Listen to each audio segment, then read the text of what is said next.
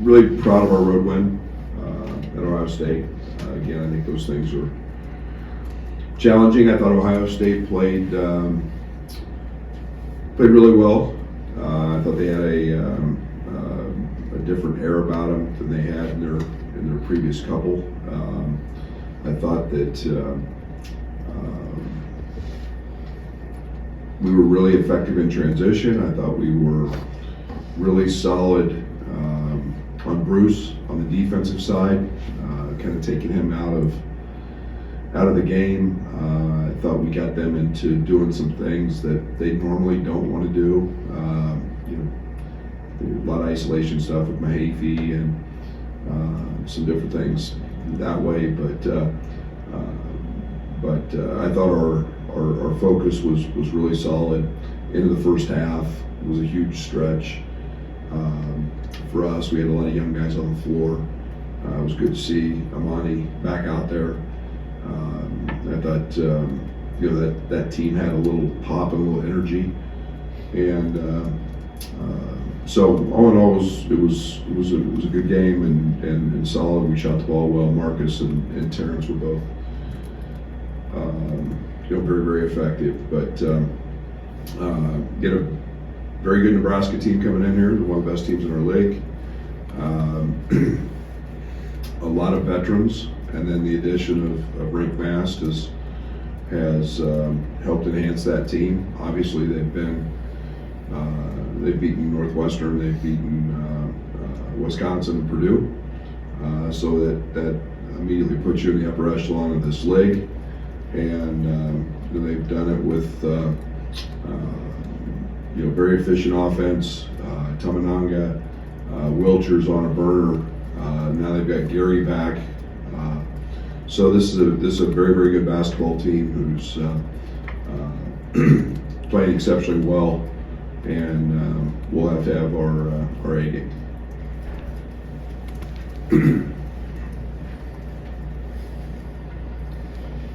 Halfway point of the Big Ten season, generally speaking, how do you like where your team's at? Well, I like where we're at because we're whole again.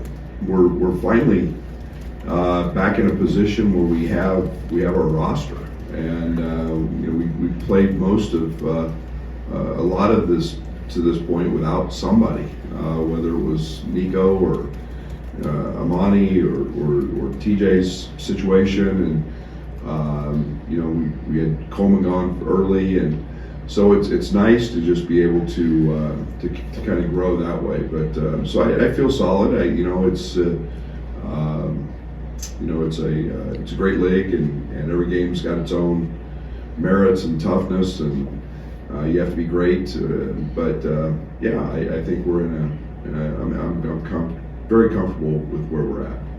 But Nebraska seems like a team that can really, really get it going offensively. What do they do to stress defenses? What's important against them on that side of the ball tomorrow? No, they're very good. They've got tremendous perimeter shooting.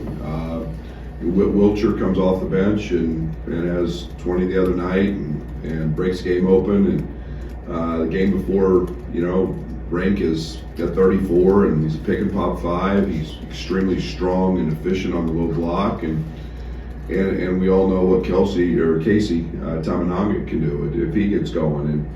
And they offensive rebound well, they pass well. So it's just a very, very talented team on that end, and great weapons. Coach, they also turned Wisconsin over quite a bit, especially in the second half in that game. What's so unique about their defense? I mean, I thought it's they do what we call a low hold. They're going to come over and try to take away any of your post ups and any of your anything you look at from a post up side of things. But I thought it was very uncharacteristic. I thought some of Wisconsin's turnovers were just simply unforced. But I don't want to discredit Nebraska's defense because they do force some. But I think it was more of kind of a one-off situation for Wisconsin. I know you mentioned you don't feel very comfortable when Coleman isn't on the floor, but then you have Dane come in and do what he did, which seems like it's a good problem to have that. But how do you find the balance of when to kind of get Dane going, knowing that you have so much trust in Coleman? Yeah, it's really hard. It's a it's a coaching decision, to be honest. And it was made easier the other night because Coleman got in foul trouble, got a technical, and Dane had to play extended minutes. But I thought Dane gives us something on the offensive glass. He rim runs extremely hard. He's a very, very physical presence, and he's got the ability to score. His effectiveness comes from those things, and I like that. And yet there's advantages with Coleman's defensive side of things, his ability to space the floor, his ability to shoot, and he's shooting at a high clip that also help everybody else on the court as well. Is being whole again. What does that look like now on maybe just a daily basis? What's different when you're having everyone? We have them in practice, so our scout team gets bigger, our second team gets bigger and better with being able to play Monty, being able to play with Dane there. It's more comfort. It's in terms of starting to build some depth and just getting guys in their comfortable positions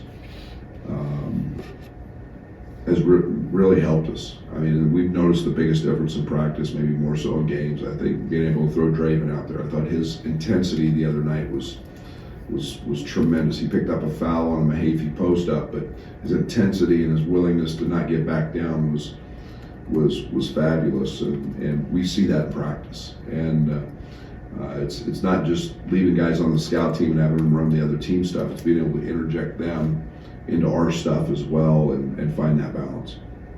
At least the second half, Terence, after you guys, do you think he's at a point where he's starting to kind of knock that rust off? And if so, what is that kind of giving you guys with him being able to perform? Yeah, I mean, Ohio State, I think, is 4 in the country in fewest points in transition given up. And Terence changes that. Terence is a guy that, with his speed, with his ability to get out, obviously stresses the defense, puts fouls on people. That way, he's an elite guy in terms of fouls drawn. And then he made some open shots. He had a couple that just went in and out as well. I mean, he was very close to having a 30-point night in a night that we didn't run much to him. So, it's just comfort. And then I thought the job he started on the other end, started defensively with the job he did on Thornton. Thornton had a little mini run of 5 points there in the second half, but he had 7 for the night, and most of that was TJ Warren over ball screens. Is the comparison for Nebraska and Northwestern fair because of how they look at home road, how they look in terms of home road? Maybe from that side of things,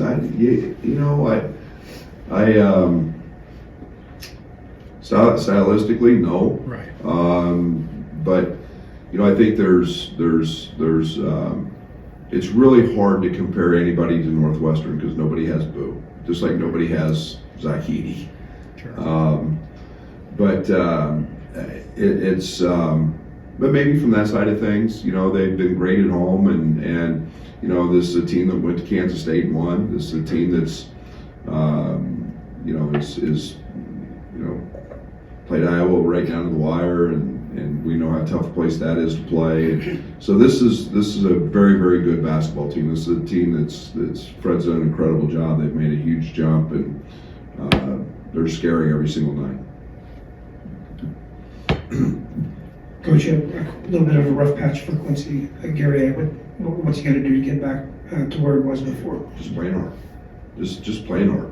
Just simply playing hard. And he's one of the premier defenders in college basketball. And when he's locked in defensively and rebounding the basketball, it's we've seen him get double-double after double-double, and that's an effort, that's a focus.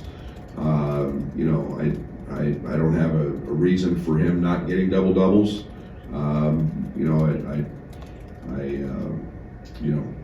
I know for us to be our best, he can't get 3 rebounds or 2 rebounds like he did the other night, and we need him bringing that. And I kind of compare him to PJ Tucker in the NBA. That mentality of just guard anybody on the court, gets every rebound and makes open shots when called upon, and that's a role that he's great at, and we've got to make sure he's back at that level. Yeah, follow up on that, is the rebounding your bigger emphasis with him, and I'm assuming the offense would kickstart after getting aggressive like that on the glass. That's what he does. You know, it's amazing. If you look at offense and you worry about offense, it will affect your defense. If you worry about defense and guarding and doing the right things on defense, your offense comes easy. And yet, most people look at it the other way. And so, we've had some conversations. I just want to get him back playing hard and chasing balls. And I know for us to be our best, we're not going to get where we want to get without Quincy being a dominant rebounder. And he's proven that he can guard anybody at any time. And he's special at that. And so he'll be fine. We'll get him there, and hopefully we start to see that Quincy Gary on Sunday. You mentioned Nebraska's wins against the top teams in the Big Ten. In the last 2 years, Big Ten's kind of had this everybody beating everybody thing. Nationally, it seems like this year at least there's more of that, maybe more top 10 teams losing home and away. I mean, do you have a feel for why there's maybe, parity's maybe not the greatest word, but just that things seem tighter? Portal and age. The portal and age. And, you've got teams that whatever level you're at, that if you can stay hold, you've got the greatest discrepancy in the history of college sports with age, with the COVID years. You've got, a football player got a ninth year? A ninth year? I mean, he's old as Lauren. I mean, you got a ninth year. So age has a lot to do with it. I think we've spread that out throughout. Last night I watched Dayton and Savon. I mean, Dayton's tremendous. But they're old. It's an old basketball team, and they're good. It doesn't matter what level you're at.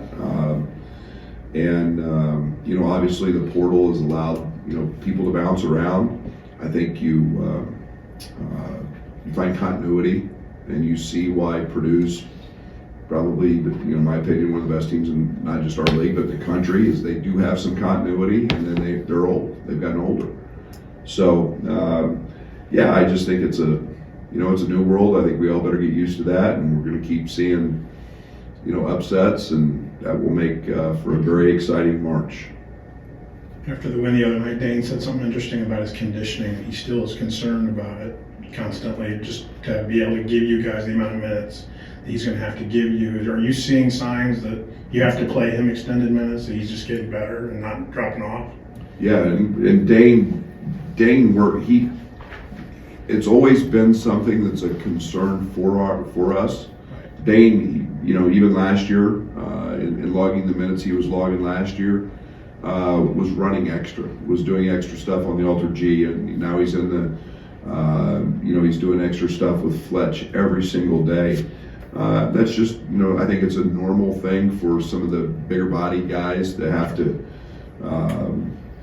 be concerned with. But I loved his effort. I loved his intensity the other night, and whatever those minutes are, I think he's going to be able to keep it because I know how hard he works. Seems like, obviously Marcus is doing what he's doing for you, and Rennick Mast is similar, both Valley guys who had stepped up, and there's a couple more sprinkled around the Big Ten. Like, Marcus said, they're kind of similar leagues in the way that they play. Like, what's allowed, do you think, those guys to step into the Big Ten and have this kind of impact? Yeah, I think one of them is they're most of them are older. They've got a lot of experience. They don't fear the program or the environment. They've all seen it. They've all played in those games. I think they've all had really good coaches. I think there's very good coaches in the Valley. And it is a similar league. It's a good old-fashioned Midwestern basketball conference, and it's similar from that standpoint. Their programs draw. They're passionate. They've got passionate fan bases. But I think in this case, these guys are being successful because they're a little older. They've got experience. They've got physicality. I think every one of them's been stronger. I even go to the what's a kid in Kentucky who was at Illinois State now, was 3 years at Illinois State, and arguably is one of Kentucky's best players, and it just happens with those guys have done a great job recruiting and developing those guys, and it's your hats off to all those coaches, and they've done a great job, and it's a great league. That's never been a secret. Especially when the schedule shakes out 4-day break and then 6 days after that. Did that come at a good time for your team? Does it help you get rejuvenated for the stretch run? We'll see. I think that we were more mentally tired than anything. I mean, you just get in the same kind of mundane routine of game, late night, prep, game, travels in there, and I think we were in that routine for 3 weeks. We'll see. I think that it's always good to kind of refresh and get a kick start and feel refreshed a little bit. But I do know those players like to play, and we're at that point where you have to go out every single night and perform. So whether you're on a 2-day prep or an 8-day prep, it doesn't matter. You got to play. I guess back to the last question I asked, you got another year of the COVID bonus. After that, if getting old is everyone's desire not, how do you go about doing that? Transfers, develop them. I think it's obviously a world where it's changed even since the start of this year. It used to be the one-time transfer. We'll see how that works out and whether kids can transfer every year. It'll be about getting, trying to get juniors in school, and I don't think we're going to live and die with that. I think there's still tremendous value in having freshmen, getting them better, getting your culture set, establishing what you are, because I think in a lot of ways they do have to teach even your newcomers, no matter how old they are, what your culture is and what you stand for. And I think that's happened with us this year. I think we'll weigh all those options as we get through. We're going to keep recruiting freshmen here, and we've signed 3, and we'll continue to keep working in that area to find the right group of guys that want to come in here and stay and work and get better. Thank you.